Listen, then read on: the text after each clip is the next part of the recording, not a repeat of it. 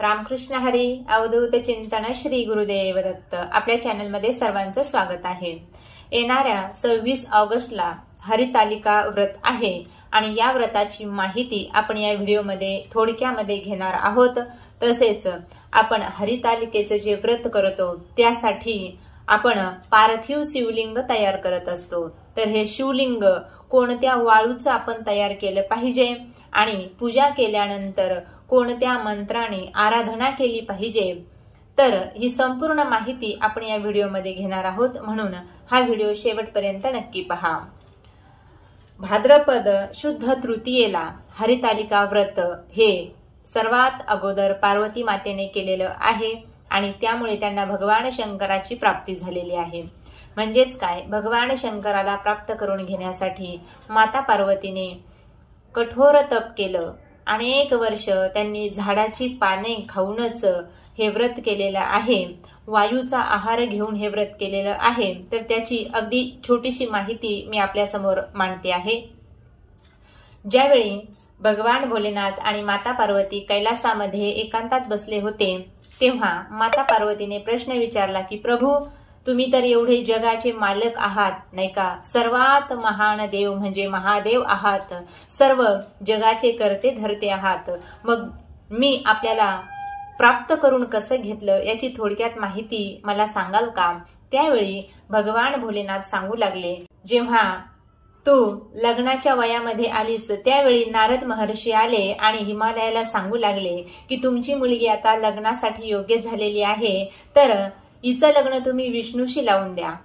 ही गोष्ट तुझ्या वडिलांनी तुला सांगितली पण ती तुला रुचली नाही आणि माझं लग्न तर मला शिवाशीच करायचं आहे, मला फक्त भोलेनाथच पती म्हणून मिळावेत अशी तुझ्या मनामध्ये इच्छा होती। मग तू ती इच्छा आपल्या सखीला बोलून दाखवली, तेव्हा सखीने तुला एका वनामध्ये नेलं आणि तिथेच जवळच नदीही होती आणि एक गुहा सुद्धा होती। त्या नदीच्या काठावरती तू वाळूचं शिवलिंग बनवलंस आणि त्याला पानं फुलं फळं त्या जंगलातूनच आणले आणि वाहिले। तसेच त्या गुहेत राहून दिवसभर उपवास केला, रात्री जागरण केलंस आणि दुसऱ्या दिवशी त्या व्रताचं विसर्जन केलं। आणि हे व्रत तू कधी केलंस तर भाद्रपद शुद्ध तृतीयेच्या दिवशी हे व्रत केलं। म्हणून या पुण्याच्या प्रभावाने माझं कैलासातील म्हणजे इथलं आसन हललं आणि मग मी तुला प्रसन्न झालो, तुझ्यावरती प्रसन्न होऊन तुला वरदान दिलं आणि तुझं जे मनवांचित वरदान होतं की मी तुला पतीच्या रूपाने हवा होतो, तर मी तुला तथास्तु म्हटलो म्हणजे आशीर्वाद दिला आणि अशा पद्धतीने तुझा आणि माझा विवाह झाला। अशा पद्धतीचं हे हरितालिका व्रत जी कोणी कुमारिका करील किंवा सौभाग्यवती करील, कुमारिकेने जर हे व्रत केलं तर तिला मनोवांछित वर मिळतो आणि जी सौभाग्यवती आहे तिने जर हे व्रत केलं तर तिचे सौभाग्य वर्धन होतं, म्हणजे तिचं सौभाग्य अखंडित राहतं असं हे व्रत आहे। म्हणून हे व्रत सर्वांनीच केलं पाहिजे, कुमारिका असो किंवा सौभाग्यवती स्त्रियांनी सुद्धा हे व्रत अवश्य केलं पाहिजे। या दिवशी उपवास करायचा आहे आणि पार्थिव शिवलिंग आपल्या घरामध्ये स्थापन करायचं आहे। त्यानंतर कमीत कमी 11 झाडाची पानं या दिवशी आपल्याला शिवलिंगाला अर्पण करायची असतात। तसेच दिवसभर उपवास करायचा असतो। पानांनी फळांनी फुलांनी त्या शिवलिंगाला सुशोभित करायचं असतं आणि दिवसभर तुपाचा दिवा आपल्याला या शिवलिंगासमोर लावून ठेवायचा आहे। हे हरितालिकेचं व्रत करताना सर्वात अगोदर पहाटे लवकर उठावं आणि आपल्या घरामध्ये देवघराच्या समोरच किंवा बाजूला जिथे जागा असेल तिथे स्वच्छ पाट किंवा चौरंग मांडावा, त्यावरती पार्थिव शिवलिंगाची स्थापना करावी। म्हणजेच हे वाळूचं शिवलिंग आपण सहसा बनवत असतो, काही ठिकाणी मातीचं सुद्धा शिवलिंग बनवलं जातं आणि त्यालाच पंचोपचारे आपल्याला त्याचं पूजन करावं लागतं। तसेच पार्वती मातेची जी एक सखी आहे तिची सुद्धा स्थापना या वाळूच्या किंवा मातीच्या आकारानेच आपल्याला तयार करायची असते। तसेच पानांनी फुलांनी फळांनी अगदी या शिवलिंगाची आपल्याला पूजा करावायची असते। माता पार्वतीने वनामध्ये असल्यामुळे अनेक झाडांची पानं भोलेनाथाला त्यावेळी समर्पित केले होते, म्हणून कमीत कमी 11 झाडाची पानं तरी आपण या दिवशी या पार्थिव शिवलिंगाला अर्पण केलं पाहिजे। म्हणजेच जशी माता पार्वतींनी पूजा केली तशीच पूजा आपल्याला सुद्धा या दिवशी करावायची असते। दिवसभर उपवास करावा आणि सर्वात महत्वाची गोष्ट, जिथे आपण पूजा मांडणी केलेली आहे तिथे दिवसभर तुपाचा दिवा जर लावला तर अतिशय उत्तम, नाही जमलं तर साधा दिवा सुद्धा आपण लावून ठेवू शकता। दिवसभर काहीही खायचं नाही, फक्त फलाहार किंवा दूध याचाच आहार या दिवशी घ्यायचा असतो आणि रात्री या दिवशी जागरण करायचं असतं। म्हणजे जागरण करायचं म्हणजेच काय, मोबाईल आणि टीव्ही पाहायची नाही, तर काय करायचंय तर भगवान भोलेनाथाच्या आणि माता पार्वतीच्या कोणत्याही एका मंत्राचा जप आपल्याला या दिवशी करावायचा असतो। कमीत कमी 2100 तरी जप आपल्याकडून या दिवशी झालाच पाहिजे, कारण नुसता उपवास धरून पूजा करून नाही का, लौकिक अर्थाने ही सगळी सेवा आपण करतो, पण आपल्याला काहीतरी त्याच्यातून लाभ मिळावा जर असं वाटत असेल तर भगवान भोलेनाथ आणि माता पार्वतीचे अनेक मंत्र आहेत।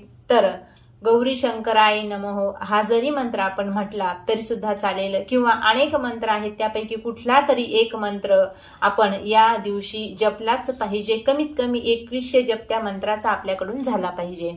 दुसऱ्या दिवशी उत्तर पूजा केल्यानंतर आपल्याला दही खाऊन हा उपवास सोडावायचा असतो। तर अशा पद्धतीने अतिशय साध्या पद्धतीने ही हरतालिकेची पूजा आपण करत असतो, उपवास करत असतो।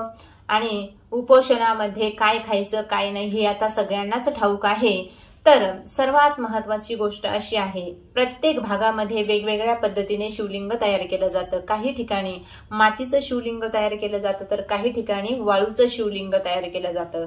आता माती जर घ्यायची असेल तर ती आपण कुठलीही घेऊ शकतो, पण तुमच्या भागामध्ये जर वाळूचं शिवलिंग तुम्ही तयार करत असाल, बहुतांश भागामध्ये हरितालिकेच्या दिवशी वाळूचंच शिवलिंग तयार केलं जातं। तर आता ही वाळू आपण कुठून आणतो, तर आता सगळीकडे कसं आहे, जिथे घराचं काम चालू आहे त्या ठिकाणाहून आपण वाळू आणतो आणि त्याचं शिवलिंग बनवत असतो। आता ती वाळू कुठली आहे, काय आहे, कशी आहे याचं काही आपल्याला घेणं देणं नसतं।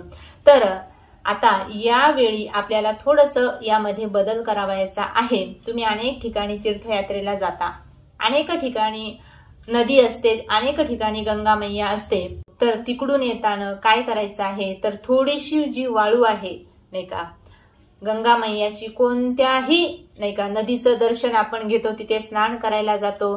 पंढरपूरला गेले असाल नाही का, तिथे चंद्रभागा आहे।